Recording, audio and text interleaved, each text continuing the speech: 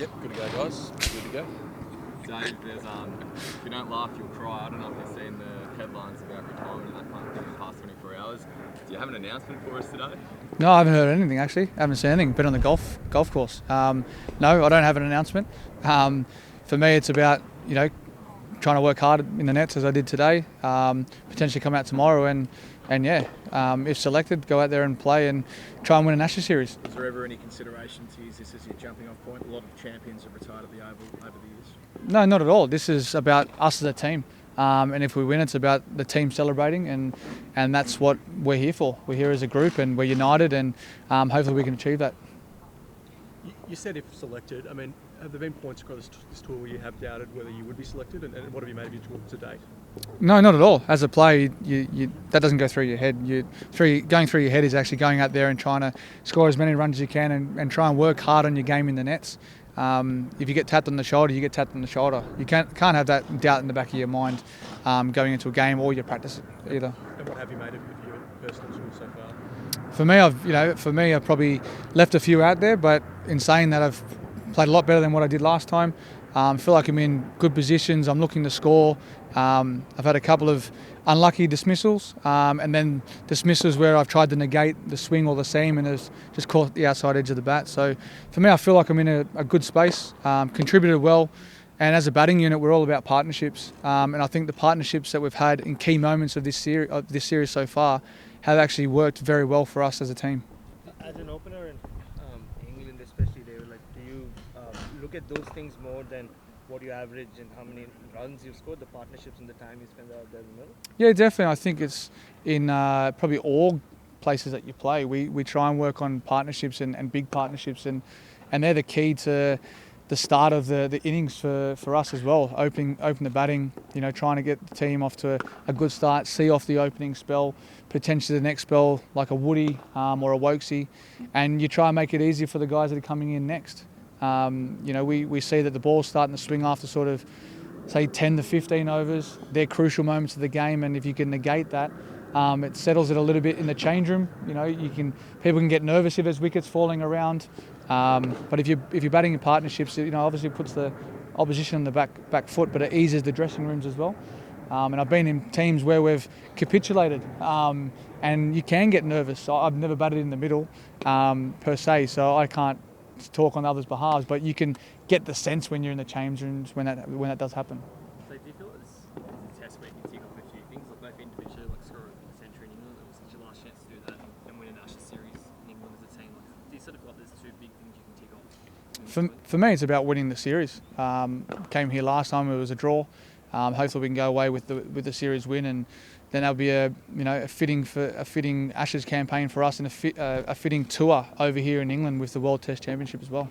Dave, you spoke a bit before the series started about the way you wanted to bat. Like you felt like you were getting out defensively in 2019. Do you feel like you've batted the way you wanted that on this tour? Yeah, definitely. And I think you look at the dismissal against Wokes in the first innings last Test. That one seams. If it doesn't seam, it hits the middle of the bat, and that's what happens in this game. I would have been disappointed if I went forward to that and just tried to defend it and nicked it. But that's how I've wanted to play, and I think you guys are the ones that probably can write about it. If you think I am playing that way, that's probably a question for me to ask you guys, and love your feedback. But I do feel like I'm playing pretty decent, and it's what I've set out to do, and I think I am doing that. Dave, what was your objective, I guess, in that second innings? Old Trafford, obviously, it was a sort of awkward scenario. Third innings of the game, lots of time in the game, a long way behind. But what were you thinking and sort of trying to achieve in that inning specifically? Mine was to go out there and just have a net. I think when you're behind the 8 ball in cricket, I've always thought like that. So, when you go out there and you take the scoreboard out of the equation, you're still playing your shots, but you're a bit more, how do I say it, like you're not putting extra effort in, you're just taking everything out of it and just playing it as you see. Because you are behind, you can't really go out and be ultra aggressive. You're not there to try and get the runs in that day and then try and put the opposition back in with a session to bowl them out. It's almost impossible. But for us, it was just take the scoreboard out of the equation, go out there and just bat. And as far as making a lot of starts in this series, and you've done that quite often sort of overseas and not made as many big hundreds as you've been able to make at home. What do you think that difference is? Obviously, you face a wide array of conditions overseas. Obviously, India is as different from England as you Yeah, why do you think that is? I know, good question. You got any answers for me? For me, it's about trying my best and going out there and putting my best foot forward and trying to tackle each opposition. I think, I've played Sri Lanka in very hard conditions as well. They're ridiculous conditions over there that we've had last couple of times I've played there. India's been always a challenge as well, just due to the circumstances that the wickets are quite tough. The opposition bowlers are very, very good. And if you find ways to negate that, you've always got a ball that's going to have your name on it. Africa have scored runs. New Zealand have scored some runs.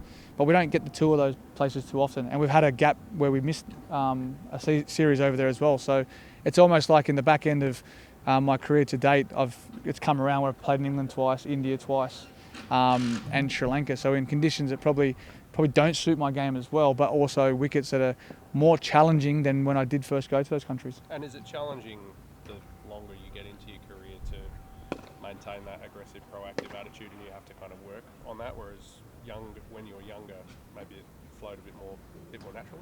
Well, the wickets were a lot different when I first started to now. Now they're actually, what you're facing, and you've got big challenges. And that's the biggest thing about playing in the subcontinent is, like for me, it's like, okay, how am I going to score? Will I score runs? Or if I come out and be aggressive, with two world-class bowlers, it's very difficult. So you have to play outside the square. So for me, when I first started in the subcontinent, look at Bangladesh, I scored back-to-back hundreds in difficult conditions, but haven't had the opportunity to go back there.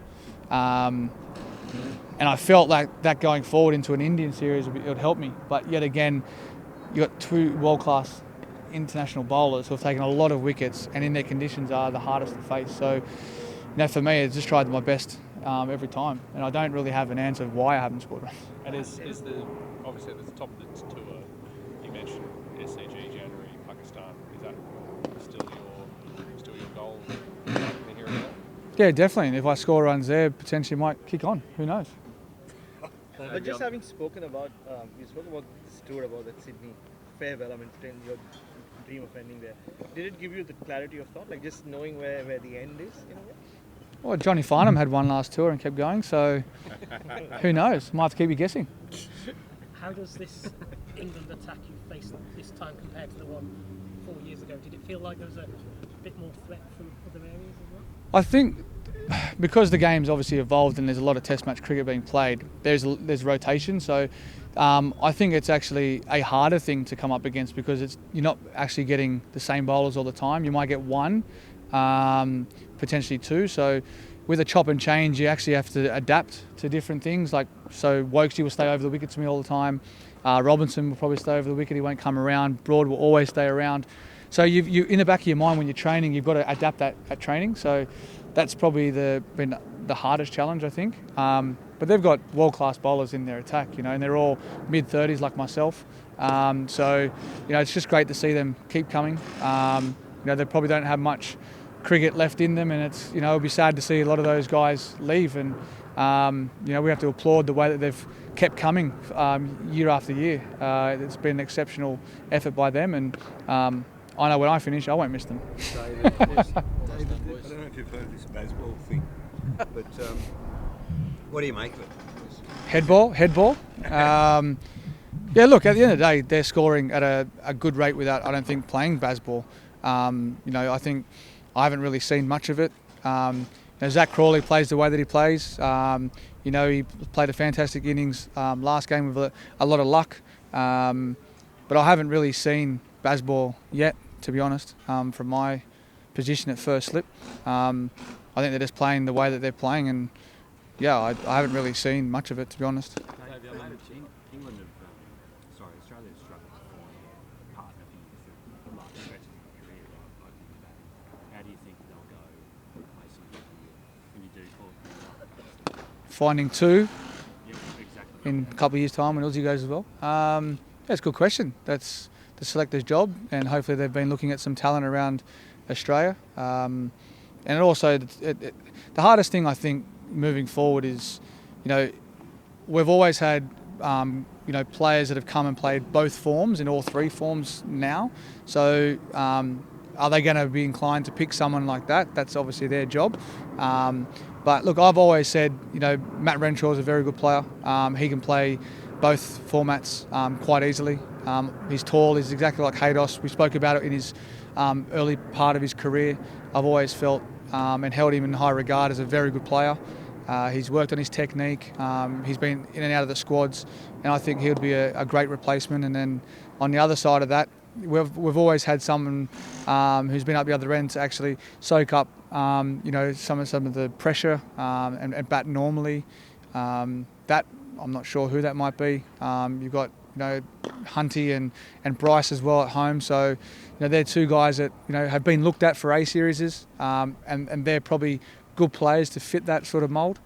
But yeah, I think there's a few guys that are there ready to come in, and you also got Harry who's here. So he's probably got the front row seat, and I'm excited to see what he has when he gets that opportunity again.